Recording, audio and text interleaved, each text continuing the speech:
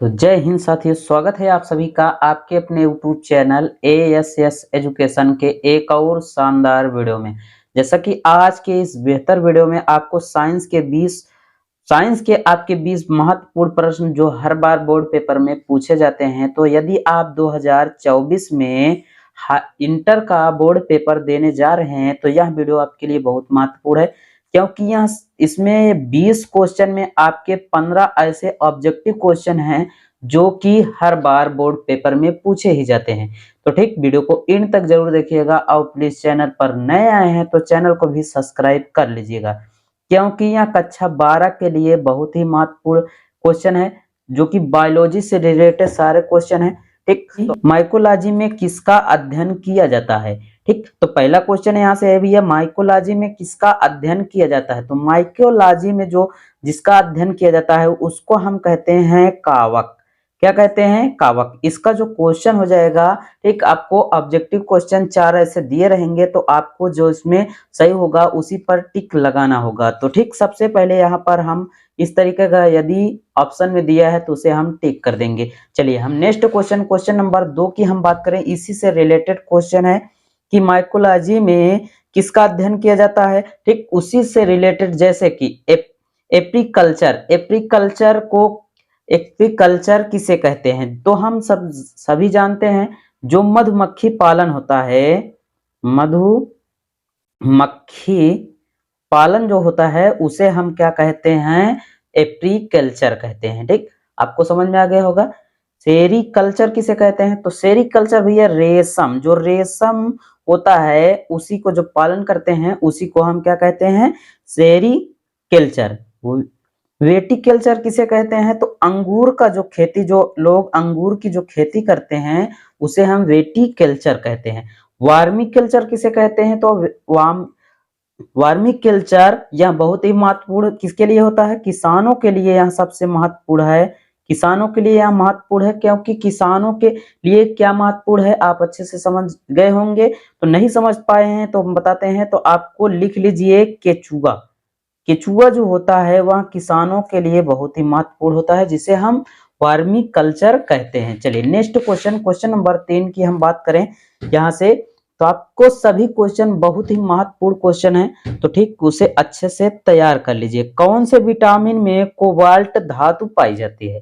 ठीक, तो कौन से धातु में कोबाल्ट धातु पाई जाती है? तो यहां से लिख लीजिए VV12। ठीक, जो कि जिसके हम क्या कहते हैं? साइनो कोबाल्ट कहते हैं, साइनो कोबाल्ट। ठीक, VV12 धातु जो होती है विटामिन में पाई जाती है, जिसको हम साइनो कोबाल्ट भी कहते हैं। ठीक, चलिए अब बात करते हैं क्वेश्चन नंबर 4। क्वेश्चन नंबर 4 है, कोशिका की ऊर्जा मुद्रा किसे कहते हैं? कोशिका की ऊर्जा मुद्रा किसे कहते हैं? तो कोशिका की ऊर्जा मुद्रा किसे कहते हैं? ATP। ATP इस तरीके से आप लिख सकते हैं, लेकिन इसका आपके क्वेश्चन में इस तरीके से इसका बोर्ड पेपर में आपको पूछता है कि क्या इसका फुल फॉर्म, ATP का फुल फॉर्म, तो आपको इसे लिख देना है एंटोनी ट्राइफॉस्फेट। ठीक, एंटोनी ट्राइफॉस्फेट इसे लिख देना है। ठीक, अच्छे से आपको समझ में आ गया होगा, लिख दीजिएगा। ठीक, अब चलिए यहाँ पर 5वां नंबर है कि प्रोटीन की कमी से कौन सा रोग होता है। प्रोटीन की कमी से कौन सा रोग होता है? तो प्रोटीन की कमी से 2 प्रकार का रोग होता है, जिसको पहले जो यहाँ से पहला रोग हो जाएगा वो हो जाएगा कौशिकोर्क, और दूसरा है हमारा यहाँ से दूसरा रोग गैरास्मस रोग है। यही को प्रोटीन की कमी से यही रोग दोनों हो जाते हैं। चलिए क्वेश्चन नंबर 6 है कि कौन सी विटामिन जल में घुलनशील है। तो भैया इसका जो ट्रिक है आपको शॉर्ट वीडियो में भी हम बता देंगे। इसकी ट्रिक बहुत ही शानदार ट्रिक है कि भैंस गई पानी में। तो भैया भैंस गई पानी में तो मतलब बी और सी। ठीक, बी और सी, पहला है बी और दूसरा है सी। बी और सी जो विटामिन है तो ओ क्या है, जल में या पानी में घुलनशील है। ठीक, चलिए क्वेश्चन नंबर 7 है कि ब्लू बेबी सिंड्रोम किसकी अधिकता से होता है। ब्लू बेबी सिंड्रोम किसकी अधिकता से होता है। तो इसका जो आंसर हो जाएगा नाइट्रेट की अधिकता से यह रोग क्या होता है, यह रोग होता है। ठीक, अधिकता से होता है। ठीक, इस तरीके से आप लिख दीजिएगा तो आपके 1 नंबर पूरे पूरे मिल जाएंगे। और बहुविकल्पी में यदि पूछता है तो आपको टिक मार्क का लगाना होगा। ठीक, और उसके बाद यदि लॉन्ग में पूछता है तो आप इसे ऐसे लिख भी सकते हैं ताकि आपके 1 नंबर पूरे हो जाए। चलिए 8वें में पहला है कि इटाई रोग किसे कहते हैं। तो इटाई जो रोग होता है उसे हम किसको कहते हैं, कैंडिनियम का। किसको कहते हैं, कैंडियम को कहते हैं। और दूसरा इसमें है कि मिनी माता रोग किसे कहते हैं। तो ए पारा जी मरकरी जो होता है उसकी उपस्थिति में यह इसको मिनी माता रोग कहते हैं। ठीक, चलिए 9वां क्वेश्चन है। क्वेश्चन नंबर 9 है कि सर्वग्राही व सर्वदाता रक्त समूह कौन सा होता है। तो सर्वग्राही व सर्वदाता ए और बी और ओ, ए दोनों होते हैं लेकिन इसमें ए बी में प्लस होता है, ओ में माइनस होता है। ठीक, इस तरीके से, लेकिन यह क्या है, सर्वग्राही है।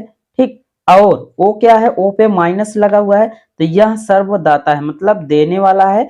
ठीक, और उसके बाद ए बी पे प्लस लगा हुआ है, सर्वग्राही मतलब कि यहाँ लेने वाला है। ठीक, अब आपको समझ में आ गया होगा। तो पूर्ण पाचक, यहाँ पर 10वां क्वेश्चन है कि पूर्ण पाचक रस किसे कहा जाता है। ठीक, पूर्ण पाचक रस किसमें पाया जाता है, किसमें होता है, तो अग्नाशय में होता है। कहां पर होता है, अग्नाशय पर। ठीक, इसमें क्या होता है, कोबाल्ट, प्रोटीन या वसा, ये तीनों क्या होते हैं, इसमें पच जाते हैं। ठीक, आपको अच्छी तरीके से इसे समझ लीजिएगा ताकि आपके लॉन्ग क्वेश्चन में भी आए तो आप अच्छे से कर लीजिएगा कि पूर्ण पाचक किसे कहा जाता है, तो अग्नाशय को कहा जाता है। इसमें कार्बोहाइड्रेट या फिर प्रोटीन या फिर वसा, ये तीनों क्या हो जाते हैं, घुलनशील या फिर मिल जाते हैं। चलिए क्वेश्चन नंबर 11 है कि रेशम किसे कहते हैं। रेशम, सबसे पहले हम जानते हैं कि रेशम पाया कहाँ जाता है। तो यहाँ पाया जाता है प्लाज्मा में और रक्त कणिकाओं में। तो यहाँ कणिकाओं में पाया जाता है। तो ठीक भैया, अब इस दोनों में यह पाया जाता है, तो लेकिन जब बनता कहाँ पे है, तो जब इसमें से प्लाज्मा से हम निकालते हैं किसको,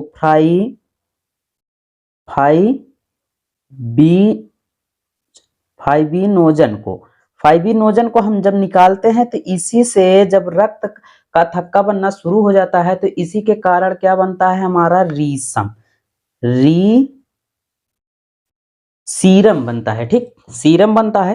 ठीक, इसी प्रकार आपको यहाँ पर भी इस तरीके से आपको कहाँ से, फ्राइबेनोजम से, यहाँ प्लाज्मा से निकला हुआ फ्राइबेनोजम होता है जिसको हम रेशम कहते हैं।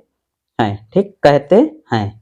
बस आपको यहाँ से निकलता है तो यहाँ से भी इसे उत्पन्न किया जा सकता है।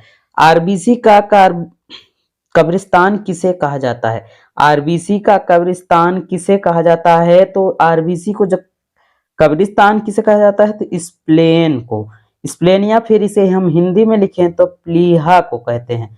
ठीक, बायोलॉजी में इसे प्लीहा कहते हैं, या फिर हिंदी भाषा में आपको लिखे तो यहाँ इसको कहते हैं तिल्ली। क्या कहते हैं, तिल्ली। ठीक, इसी तरीके से इसे आरबीसी का कब्रिस्तान कहा जाता है। चलिए अब 13 नंबर क्वेश्चन यहाँ पर है कि शाही रोग किसे कहा जाता है। शाही रोग किसे कहा जाता है, तो शाही रोग को हम होमोफीलिया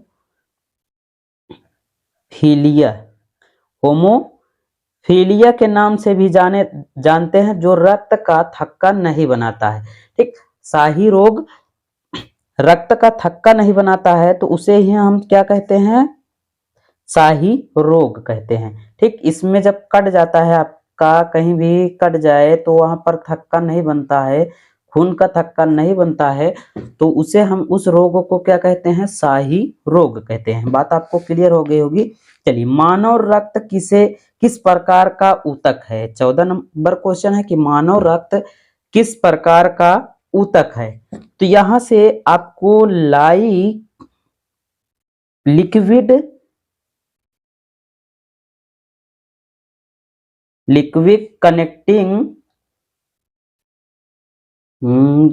कनेक्टिंग ट्रेसो ट्रेस, ठीक, लिक्विड कनेक्टिंग ट्रेस को हम क्या कहते हैं, मानव रक्त किस प्रकार का ऊतक है, तो लिक्विड प्रकार का यहाँ है, ठीक, तो इसे लिक्विड कनेक्टेड ट्राइस कहते हैं, ठीक। अब चलिए यहाँ पर 15 नंबर क्वेश्चन है कि मानव रक्त के पीएच मान कितना होता है। तो यहाँ आपको हमने एक स्पेशल वीडियो बनाया था, उसमें पीएच मान, सभी के पीएच मान बताए थे। तो ठीक, यहाँ से भी क्वेश्चन आ गया है, तो आपको हम अच्छे से समझा देते हैं कि मानव रक्त का जो पीएच मान होता है वो 7.4 होता है, जो आपको अच्छे से याद भी होगा। यदि नहीं याद है तो उस वीडियो को जाइएगा, आपको वीडियो मिल जाएगा, तो वहां से भी वीडियो देख सकते हैं आप। तो उसका जो मनुष्य का पीएच मान होता है वो 7.4 होता है, ठीक। चलिए यहाँ क्वेश्चन नंबर 16 है कि रुधिर में कैल्शियम की मात्रा का कौन सा हार्मोन नियंत्रित करता है, ठीक। कैल्शियम की मात्रा को कौन सा हार्मोन नियंत्रित करता है, तो आप सबसे पहले देखिए कि यहाँ पर एक चित्र बनाया गया है, ठीक। यह आपके गले का है, ठीक है, गले का है। तो इसके गले में क्या पाया जाता है, लार ग्रंथि। लेकिन इसके बगल बगल ऐसी दो प्रकार की वो हैं जिसे हम क्या कहते हैं, कैल्शियम, जिन्हें हम, देखिए यहाँ पे, जिन्हें हम क्या कहते हैं, पहले को कैल्सीटोनिस,